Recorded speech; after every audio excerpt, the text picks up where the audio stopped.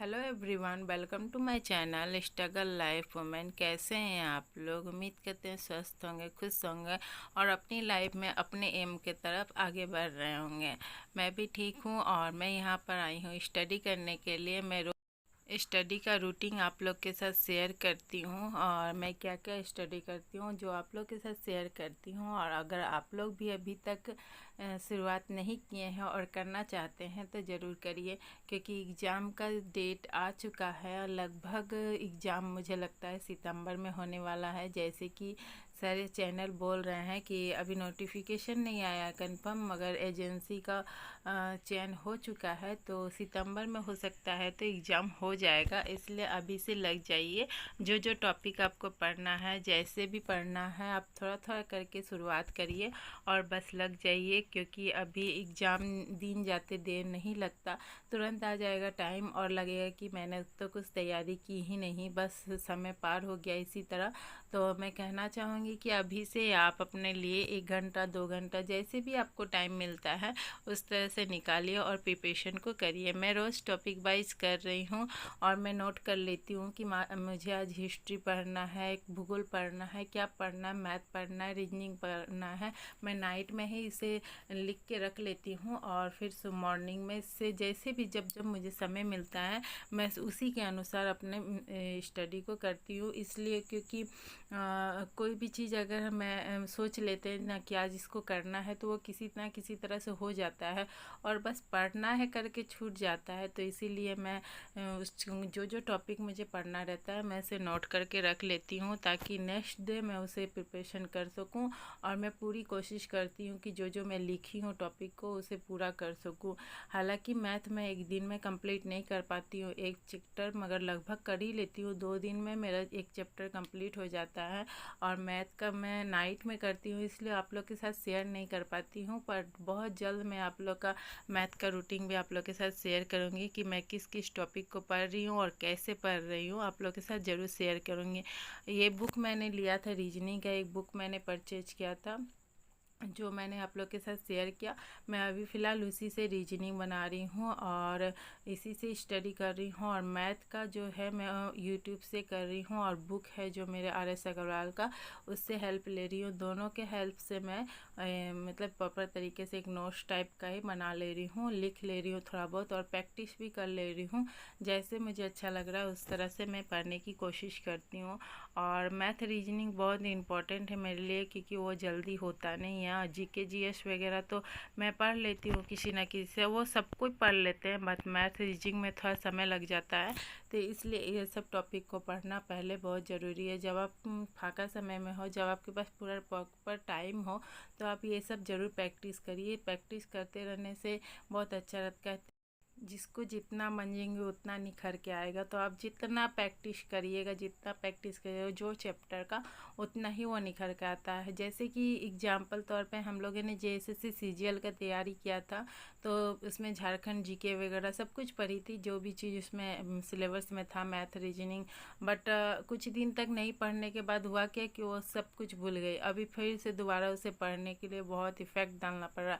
मगर आज जो चैप्टर पढ़ी हूँ और फिर से कल उसे पढ़ रही हूँ तो मतलब लग रहा बहुत इजी है, ऐसा जैसा लग रहा। तो इसी कारण आप जितना पढ़ते जाइएगा ना, उतना ही वो चीज़ कितना भी हार्ड क्यों ना रहे वो इजी होता हुआ ही चले जाएगा। तो मैं रोज़ टॉपिक वाइज कर रही हूँ और रीजनिंग में ज़्यादा फोकस कर रही हूँ, रीजनिंग और मैथ में।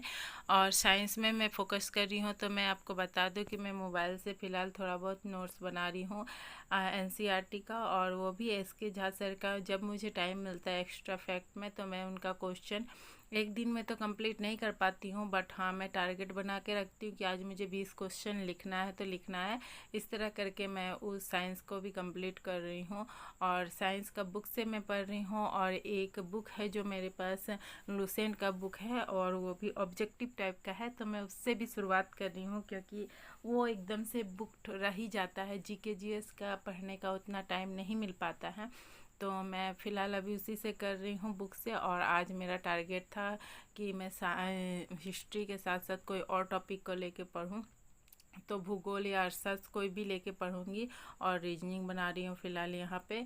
और ये जो रीजनिंग का टॉपिक है फ्रेंड्स, एक और चैप्टर है, उसके बाद रीजनिंग ख़त्म हो जाएगा। उसके बाद मैं दूसरा चैप्टर में जाऊँगी और दूसरा चैप्टर को प्रैक्टिस करूँगी। तो इसी तरह करके मैं अपने टॉपिक को ख़त्म करती हूँ रोज़ाना। आप भी करिए, जैसे आपको समय मिल रहा है उस तरह से करिए ज़रूर, क्योंकि करने से ही सब कुछ होता है। यहाँ पे ये देखिए टॉपिक, कल में हम लोगों ने ये किया था फ्रेंड्स, ये टॉपिक अभ्यास 1C किया था। और इसमें एक दो क्वेश्चन है जो नहीं समझ में आ रहा है, छूट चुका है, तो देखूंगी मोबाइल वगैरह से तो उसे कर लूँगी। और यहाँ पर जो D है, इसमें ज़्यादा क्वेश्चन नहीं है, मैं इसे बना रही हूँ। ये देखिए प्रैक्टिस कर ले रही हूँ, जो जैसे भी हो रहा है प्रैक्टिस कर ले रही हूँ। आता तो है, ये सब बन जाता है, मगर फिर भी मैं लिख के प्रैक्टिस कर ले रही हूँ, ताकि ऐसा मुझे महसूस हो कि हाँ मैंने इस बुक का जितना भी था मैं मतलब कंप्लीट कर ली हूँ।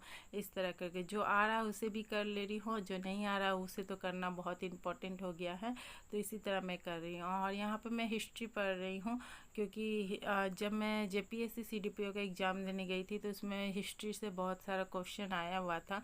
तो आप जब तक थ्योरी नहीं पढ़ेंगे ना हिस्ट्री का, या अभी कोई भी चीज़ का GK GS का मैं बात करें, तो समझ में नहीं आएगा। इसलिए हिस्ट्री का थ्योरी पढ़िए और थ्योरी पढ़ के फिर ऑब्जेक्टिव करिए, तो देखिए वो चैप्टर अच्छी तरह से क्लियर हो जाएगा। मैं इसी तरह करती हूँ, थ्योरी पढ़ती हूँ और थ्योरी पढ़ने के बाद ऑब्जेक्टिव को कर लेती हूँ, तो मतलब वो चैप्टर अच्छी तरह से क्लियर हो जाता है। और ऑब्जेक्टिव में देखने का भी ज़रूरत नहीं पड़ता है, थ्योरी पढ़ी रहती है तो ऑब्जेक्टिव अपने आप होते चला जाता है।